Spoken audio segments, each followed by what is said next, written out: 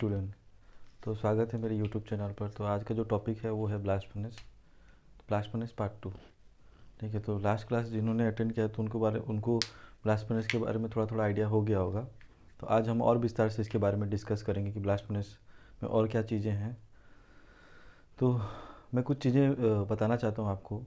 जैसे कि blast furnace का जो है उसका रॉ मटेरियल है, कोक है, फ्लक्स है, आयरन ओर है, sinter, pellets. This are the raw materials of the blast furnace. और उसके जो प्रोडक्ट निकलते हैं उसको पिग आयरन निकलता है, स्लैग निकलता है और ब्लास्ट फर्नेस गैस निकलता है। तो आप इसको हमेशा याद रखना। इसका जो चार्जिंग होता है, मतलब इसका जो चार्जिंग करते हैं, चार्जिंग चार्जिंग मतलब ये बैटरी मोबाइल चार्जिंग नहीं है। इसका चार्जिंग मतलब क्या है कि रॉ मटेरियल को इसमें चार्ज किया जाता है। इसमें क्या कहते हैं, रॉ मटेरियल इसमें चार्ज किया जाता है। ठीक है, तो इसमें रॉ मटेरियल क्या क्या आते हैं, raw materials of blast furnace. Raw materials क्या हैं इसके इसके रॉ मटेरियल्स हैं आपके। पहला होगा आपका आयरन ओर, दूसरा है आपका कोक, तीसरा है फ्लक्स, चौथा है आपका sinter pellets, sinter and pellets. ठीक है, तो ये आप चीज़ों को देखो। इसमें आप एक चीज़ समझने के लिए है, क्या है चीज़ें समझने के लिए, ये देखो आपको चार्जिंग कैसे होती है। तो मान लीजिए ये आपका ब्लास्ट फर्नेस है। ठीक है,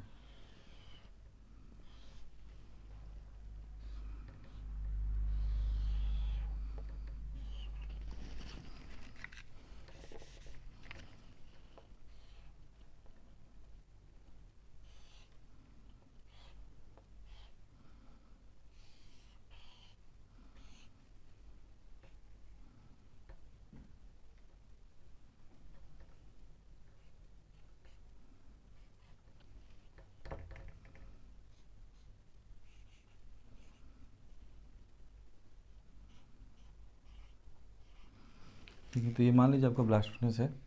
तो रॉ मटेरियल जो है ये यहाँ पर आपका चार्ज होगा, यहाँ पर होगा आपका चार्जिंग में क्या होगा, रॉ मटेरियल्स होंगे। तो ये इसमें होगा आपका आयरन और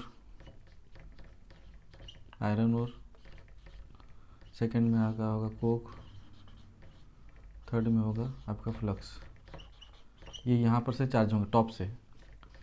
ठीक है, ब्लास्ट फर्नेस के टॉप से ये चार्ज होंगे, समझ रहे हो। ठीक है, आयरन और कोक, फ्लक्स यहाँ से टॉप से चार्ज होंगे। लेकिन जो सिंटर और पैलेट से क्या करते हैं इसको, this is your two year zone में जो आपका बसल पाइप होता है, बसल पाइप के थ्रू से क्या करते हैं आपके यहाँ पर आपके सिंटर और पैलेट्स यहाँ पर चार्ज होते हैं। सिंटर एंड पैलेट्स चार्ज किए जाते हैं। ठीक है, हॉट ब्लास्ट एयर के साथ, the help of hot blast air. ठीक है, तो ये बात को आप समझ लीजिए कि हॉट ब्लास्ट एयर के साथ इसके अंदर इसको चार्जिंग किया जाता है। ठीक है, अभी टेक्नोलॉजी इतना एडवांस हो गया है कि मतलब जापान हो गया, जर्मनी हो गया, यहाँ पर क्या करते हैं ना, अभी जो कोक का जो कंजप्शन है वो अभी नहीं करते हैं। ठीक है, इतना टेक्नोलॉजी एडवांस हो गया है कि कोक और यूज़ नहीं करते वो लोग डायरेक्ट अभी सिंटर और पैलेट से पूरा रिलाई करते हैं। इतना वो लोग इतना हो गए हैं। ठीक है, तो ये हो गया आपका चार्जिंग। ठीक है, अब देखते हैं अब होता है दूसरा टॉपिक है, दूसरा मतलब जो कॉन्सेप्ट है वो है आपका टैपिंग। सेकंड है आपका tapping. What is tapping? Tapping, अब इस बात को समझो। जैसे कि हम नल खोलते हैं, ठीक है, तो नल खोलने से जैसे पानी नीचे गिरता है ना, पानी नीचे आता है, नल को बंद करते हैं तो पानी रुक जाता है। ठीक उसी तरह से क्या होता है, जैसे कि मान लीजिए कि जैसे ब्लास्ट फर्नेस में आपका कोक इतना हीट प्रोड्यूस करता है कि वो आयरन ओर को मेल्ट कर देता है, और फ्लक्स क्या करता है, उसमें जो इम्प्योरिटीज़ होते हैं उसको उसमें सेपरेट कर देता है। तो उसमें क्या होता है, टैपिंग में मतलब जो चीज़ें निकलती है, रॉ मटेरियल मतलब इसके finish final product blast furnace का फाइनल प्रोडक्ट जो ब्लास्ट फर्नेस में निकलते हैं वो 3 चीज़ें निकलते हैं ब्लास्ट फर्नेस में। पहला है आपका पिग आयरन, ठीक है। सेकंड है इसका स्लैग। थर्ड है आपका ब्लास्ट फर्नेस गैस।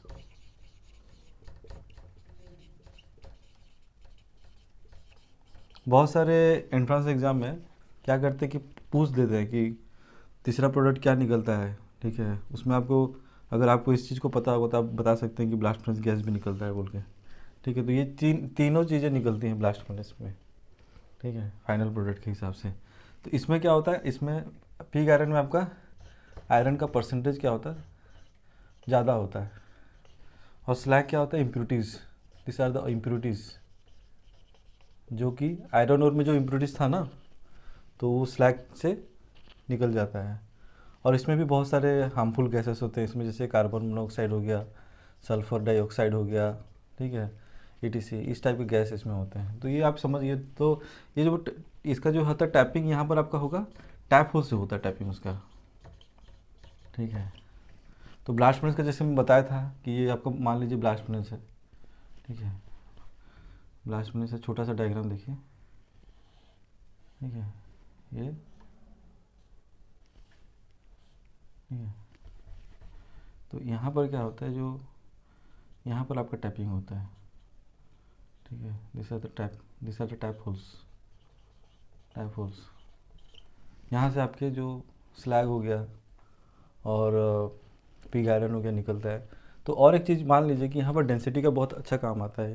तो आपको देखना है कि टैपिंग में क्या होता है, कि इसमें क्या होता है, इस लेयर में क्या होता है कि पहले लेयर में आपका नीचे में होगा आपका पिग आयरन होगा, ठीक है। पूरा लिक्विड स्टेट में आयरन पूरा लिक्विड स्टेट में हो जाता है उस समय। उसके ऊपर में एक लेयर होगा, वो होगा स्लैग का, ठीक है।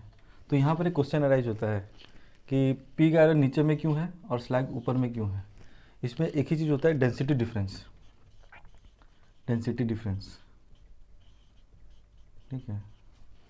तो स्टूडेंट, आपको जानना है कि पिग आयरन और स्लैग में ऊपर नीचे क्यों होता है, हमेशा आप देखोगे, ठीक है।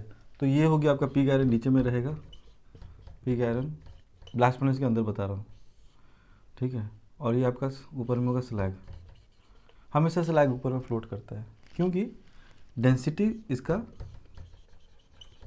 जो है इसका लो है स्लैग का, और पिग आयरन का डेंसिटी क्या है, हाई है,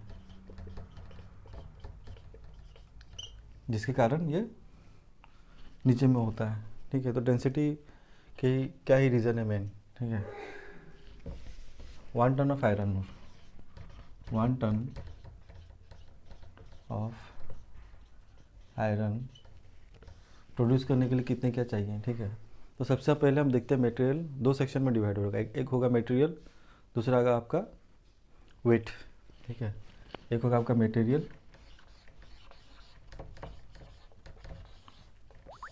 दूसरा होगा आपका वेट, कितना वेट में वो होता है, वेट कर सकते हो, ठीक है, या क्वांटिटी इन केजी, और हो सकता है आपका क्वांटिटी इन केजी,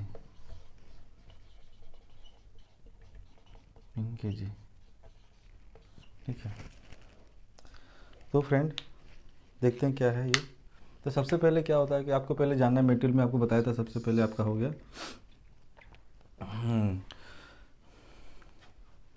सबसे पहले आपका हो गया आयरन ओर, ठीक है। आयरन ओर सिंटर, उसके बाद हो गया पैलेट, ठीक है। आयरन ओर सिंटर पैलेट, तो इसका होगा आपका होता है कितना 2000 से 2000 टू 2500 kg, ठीक है। इतने रेंज में, मतलब अगर आपको 1 टन ऑफ आयरन प्रोड्यूस करना है, पिग आयरन प्रोड्यूस करना है, तो इतना क्वांटिटी चाहिए आपको, मतलब आयरन और सिंटर पैलेट ये चाहिए, ठीक है।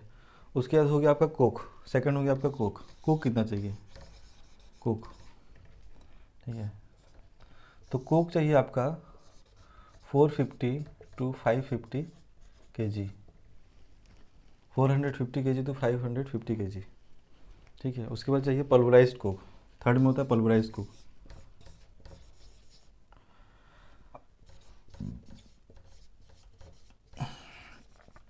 पल्वराइज्ड कोक, ठीक है, पल्वराइज्ड कोल, सॉरी ये था पल्वराइज्ड कोल, ठीक है, पल्वराइज्ड कोल।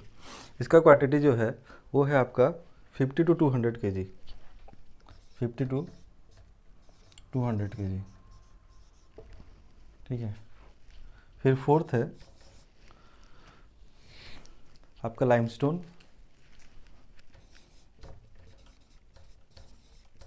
लाइमस्टोन। फिफ्थ एयर, ठीक है, लाइमस्टोन और एयर। ये आपका होगा limestone 500 to 2000 kg, 500 to 2000 kg तक जाता है, सॉरी 500 to 200 kg तक जाता ही है, ठीक है। 200 400 सॉरी 200 to 400 kg, देख रहे हो। और फोर्थ में आता है आपका ये एयर 4000 to 5000 kg, इसका होगा। तो 1 टन ऑफ आयरन, मतलब पिग आयरन प्रोड्यूस करने के लिए, ठीक है, पिग आयरन प्रोड्यूस करने के लिए आपको इतने, मतलब इतने सारे रॉ मटेरियल चाहिए और इतनी क्वांटिटी में चाहिए, ठीक है। तो इसमें देखिए कोक, हमको कोक के बारे में हम जानते हैं कोक क्या है।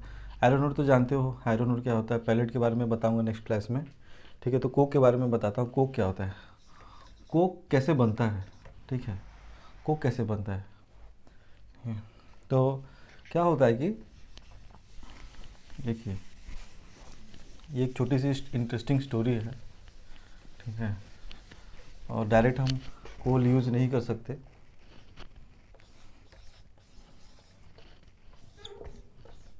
कोक, ठीक है, डायरेक्ट हम कोल यूज़ नहीं कर सकते, कोक ही करते हैं। तो इसमें होता क्या है, कोल को जब हम 24 आवर्स तक हीट करते हैं, 20 to 24 आवर्स, 20 to 24 आवर्स तक उसको हीट किया जाता है in the absence of air, in the absence of air उसको हीट किया जाता है, ठीक है। उसको हीट करेंगे, ज़्यादा उसको बर्न नहीं करते, उसको हीट किया जाता है, ठीक है। तो हीट करेंगे 24 to 24 आवर्स तक कोक ओवन में, किस में, कोक ओवन। जैसे आपका पिज़्ज़ा बनाते हैं उसका ओवन होता है ना, ठीक है, तो ये होता है कोक ओवन में। तो उसके बाद क्या होता है कि कोक को हीट करेंगे तो वो कोक में कन्वर्ट हो जाता है, और इस प्रोसेस को बोला जाता है कार्बोनाइजेशन प्रोसेस, कार्बोनाइजेशन प्रोसेस, ठीक है। इस प्रोसेस को बोला जाता है कार्बोनाइजेशन प्रोसेस, ठीक है। तो इसमें क्या होता है कि बहुत सारी चीज़ें में इसमें चेंजेस आते हैं। इसका कैलोरीफिक वैल्यू,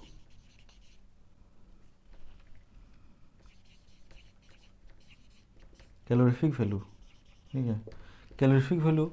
तो क्या होता है कि जैसे हम कैलोरीफिक वैल्यू कोक का ज़्यादा होता है, कोक का थोड़ा सा कम होता है, इसका थोड़ा ज़्यादा होता है। क्यों होता है कैलोरीफिक वैल्यू, कैलोरीफिक वैल्यू होता क्या है, जैसे हम कोई चीज़ को हीट करते हैं, मतलब किसी को जलाते हैं, तो वो जो अमाउंट ऑफ हीट प्रोड्यूस करता है, हीट एनर्जी जो प्रोड्यूस करता है, that is called your calorific value. अगर आप कोल को जलाओगे और कोक को जलाओगे तो कोक का कैलोरीफिक वैल्यू ज़्यादा होता है, क्योंकि कार्बोनेशन प्रोसेस में ना उसका कैलोरीफिक वैल्यू बढ़ गया होता है, ठीक है, क्योंकि उसमें इम्प्योरिटीज सारे मतलब ख़त्म हो गए हैं, ठीक है। तो इसीलिए उसका कैलोरीफिक वैल्यू ज़्यादा होता है कोक का, ठीक है। और कोल को हम लोग डायरेक्ट इसलिए यूज़ नहीं करते क्योंकि इसमें ज़्यादा एस कंटेंट ज़्यादा है, मतलब ज़्यादा राख वो प्रोड्यूस करेगा, ठीक है। दूसरा है कि स्मोक ज़्यादा प्रोड्यूस करेगा वो, ठीक है, ज़्यादा स्मोक प्रोड्यूस करेगा तो ब्लास्ट फर्नेस में रिएक्शन कैसे होगा भैया, समझ रहे ना बात को। लेकिन ये क्या है, इसमें एस का जो कंटेंट है वो कम हो जाता है, स्मोक भी बहुत कम प्रोड्यूस करता है, स्मोक भी बहुत कम प्रोड्यूस करता है, ठीक है, और काफ़ी लंबे टाइम तक ये जलता है, ये है इसका चीज़,